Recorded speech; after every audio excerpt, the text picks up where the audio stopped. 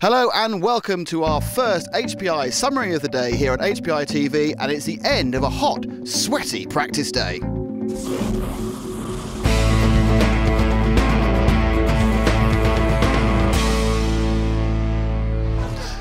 Well, for our summary, I'm joined by our old friends. It's Oisin O'Brien from Red RC, and of course the world famous and internationally renowned and used all over the world, Scotty ERNST from everywhere, really. Well, it's been a really hot day in a great facility, Scotty. It is. It's been just a tremendous day. Weather is on our side for this event this year, so far anyways, knock on wood.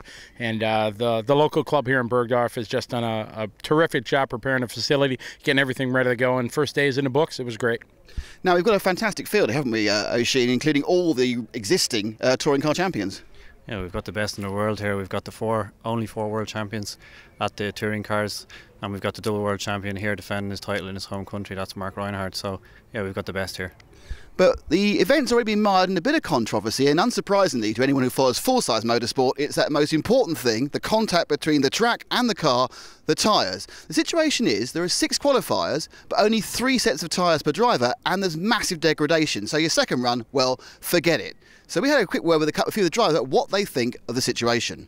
It makes it a little bit difficult, obviously, because some people might choose to sit around out maybe, or have an accidental issue or whatever, so they can go out on new tyres when others are on used. But I mean, it's the same for everybody, so it shouldn't be a problem. I think everybody will be reasonably sensible about it.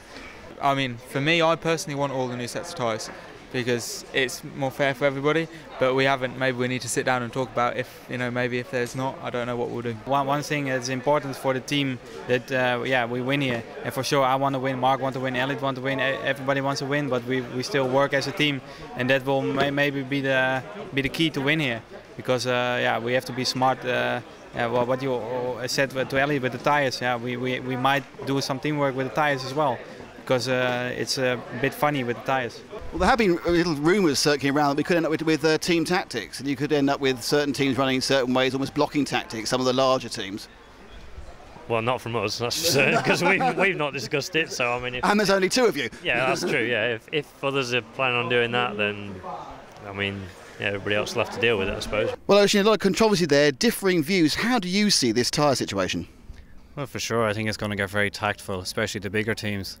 I mean, if you're only allowed 3 sets of tyres in the 6 qualifiers, and this, as you say, the tyres aren't so good on the second run. So I think teams will send certain batches of drivers out in one heat and then save the other drivers for the next heat. So it will be very, very tactful.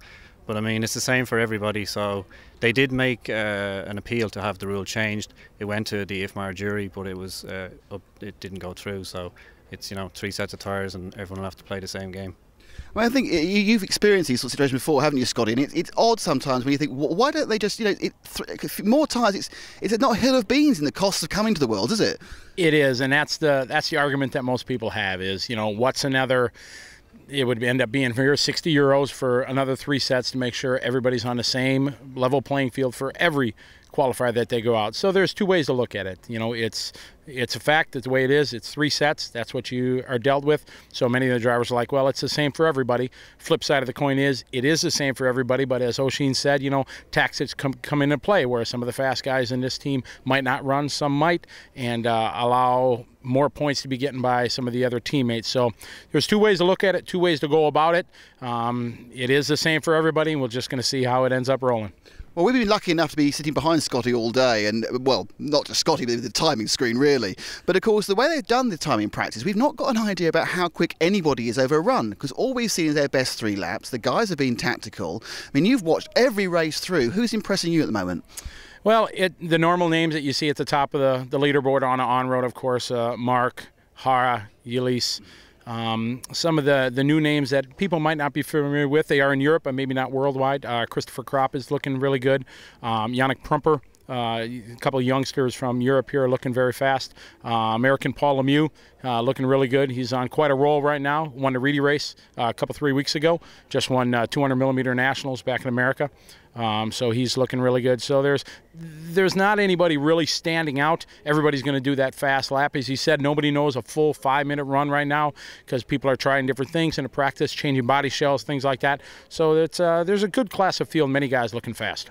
Now, Oisin, your job obviously is to get the inside information on the drivers after each heat. Who do you think's happiest with their car?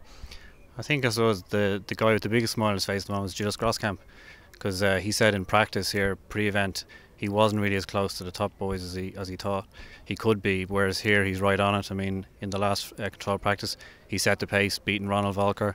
I have to say Volker, most people have tipped Volker for the win here, but I'd say Gilles is the happiest man. A lot of guys are trying different things. Joachim tried gear diffs earlier on in the day, but Ronald couldn't get the rear end of the car to work for the opening few laps. I know Tamiya are being very secretive about what they're doing, but I believe they're also trying the rear gear diffs. But I think they're going to continue to try that for a little bit longer. I mean, this is a fantastic thing. We have no idea of what's going to happen first round, second round. But I'm now going to ask you, I'll give you a few seconds longer, Oisin. I'm going to ask Scotty, who in less than 2 days' time will be the world champion? Wow, you know, we loved it when you threw this to us in Thailand.